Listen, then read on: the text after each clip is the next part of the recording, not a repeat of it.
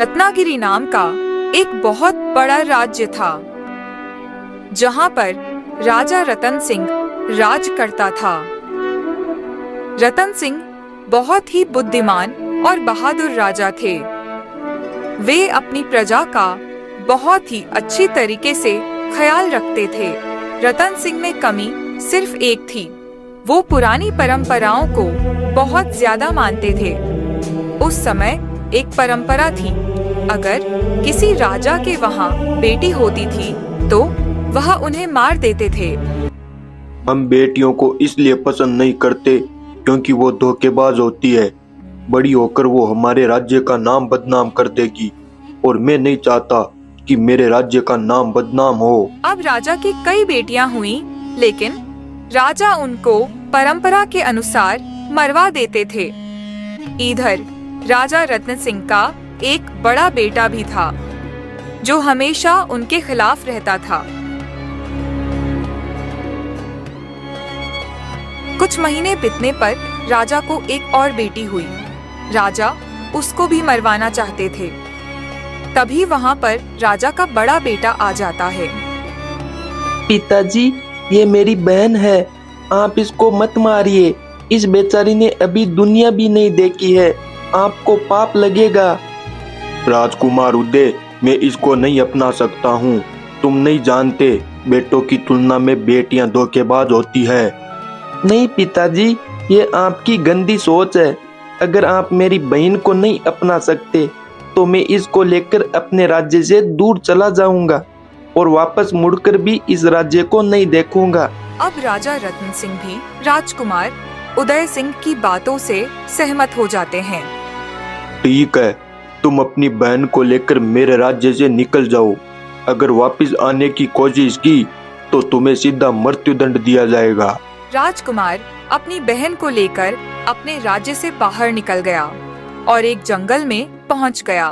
वो चारों ओर देखता है, तभी उसे एक पुराना वीराना घर दिखाई देता है। राजकुमार उस घर के अंदर चला जाता है। राजकुमार उदय जब उस घर में पहुंचा तो उसे लगा कि इस वीरान घर में पहले से कोई रहता होगा। राजकुमार ये सोच ही रहा था, तभी एक राक्षस ने उन दोनों पर हमला कर दिया। राजकुमार और राक्षस में बहुत देर तक लड़ाई हुई। अंत में जीत राजकुमार की हुई। राजकुमार उदय ने उस राक्षस को एक कमरे में कैद कर दिया और दोनों बहन भाई उसी घर में रहने लगते हैं।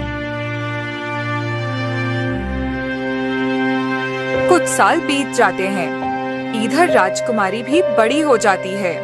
अब राजकुमारी बड़ी होने के साथ साथ काफी ज्यादा सुंदर और समझदार हो गई थी। एक दिन की बात है, राजकुमारी राजकुमार उदय के पास आती है। भैया, अपने घर में सभी कमरे खुले हुए हैं, सिर्फ ये एक कमरा हमेशा बंद क्यों रहता है? बहन, वादा करो तुम इस कमरे को कभी नहीं खोलोगी और इस कमरे के बारे में दोबारा मत पूछना। ठीक है भैया, मैं इस कमरे को कभी नहीं खोलूंगी, ये आपसे वादा है मेरा। राजकुमार उदय दिन भर जंगल में लकड़ियां काटते और अपने काम में व्यस्त रहते।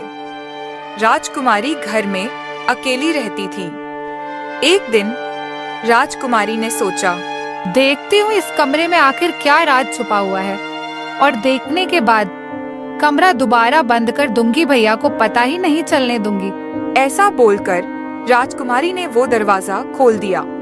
जब राजकुमारी ने दरवाजा खोला तो उसने देखा कमरे के अंदर एक खूबसूरत नौजवान बैठा हुआ है। राक्षस ने अपना रूप एक खूबसूरत नौजवान में बदल लिया था। राजकुमारी राक्षस को देखते ही मोहित हो गई थी।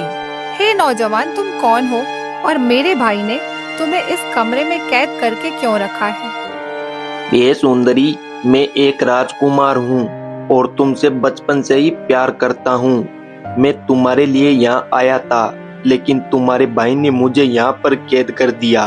फिर दोनों आपस में बहुत सारी बातें की। जैसे ही राजकुमार के आने का समय हुआ, राजकुमारी ने वह कमरा दोबारा बंद कर दिया। फिर जब जब राजकुमार लकड़ियां लाने जाता, राजकुमारी वह कमरा खोल देती और राक्षस से मिलने जुलने लगी।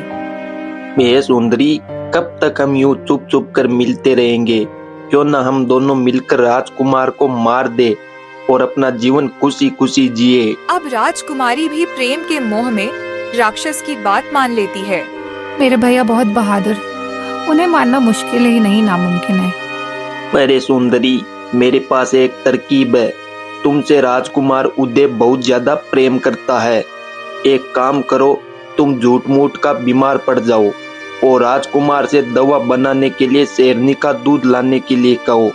जब राजकुमार शेरनी का दूध लाने जाएगा तो शेरनी उसे जरूर मार देगी। फिर हम दोनों अपना जीवन खुशी खुशी गुजारेंगे। राजकुमारी भी राजी हो गई और योजना के अनुसार झुटमुट की बीमार पड़ गई। जब राजकुमार शाम को घर वापस आया तो राजकुमारी को बीमार पाया। राजकुमार उदय यह देखकर काफी ज्यादा घबरा गया। बहन, मैं जा रहा हूँ किसी बड़े हकीम को लाने जो तुम्हारा अच्छे से इलाज कर सके। मैं तुम्हें इस हालत में नहीं देख सकता हूँ। भैया, किसी हकीम के पास जाने की जरूरत नहीं है। मुझे पता है मेरा इलाज कैसे हो सकता है, लेकिन वो इलाज बहुत कठिन है। तुम्हारी जान भी जा सकती है। बहन, तुम चिंता मत करो। मैं तुम्हारे लिए किसी की जान ले भी सकता हूँ और जान दे भी सकता हूँ। तुम बस मुझे इलाज बताओ। भैया, रहने दो, आपसे नहीं होगा। मैं नहीं चाहती कि आप किसी मुसीबत में पड़े। बहन, तुझे मेरी कसम है, तू मुझे इलाज बता। तेरा भाई 7 समुद्र पार करके भी वो दवा लेकर आएगा। भैया, मेरे इलाज के लिए शेरनी का दूध चाहिए। बहन, तू चिंता मत कर, मैं जा रहा हूँ शेरनी का दूध लाने। तू बस अपना ख्याल रख। ऐसा बोलकर राजकुमार घने जंगल की ओर निकल जाता है। राजकुमार जब घने जंगल में पहुंचा तो देखा एक बहुत बड़े पेड़ में आग लगी है और उसके नीचे 2 छोटे छोटे शेरनी के बच्चे लेटे हुए हैं। राजकुमार जल्दी उस पेड़ के पास गया और दोनों बच्चों को वहां से उठाकर किसी सुरक्षित स्थान पर लेकर आ गया। अब शेरनी जंगल में शिकार के लिए गई हुई थी। वह दूर से ही पेड़ की आग देख ली। अरे, ये तो वही पेड़ है जहाँ पर मैंने अपने दोनों बेटों को इसके नीचे छोड़ा था। ऐसा बोलकर शेरनी दौड़ती हुई उस पेड़ के पास जाती है। वहाँ वह अपने बच्चों को नहीं देखकर बहुत व्याकुल हो गई। तभी उसकी नजर राजकुमार उदय पर जाती है। अरे, मेरे बच्चे तो इस शिकारी के पास है, अब मैं क्या करूं? जरूर इस शिकारी ने ही इस पेड़ में आग लगाई है। मुझे इस शिकारी से अपने बच्चों को बचाना होगा।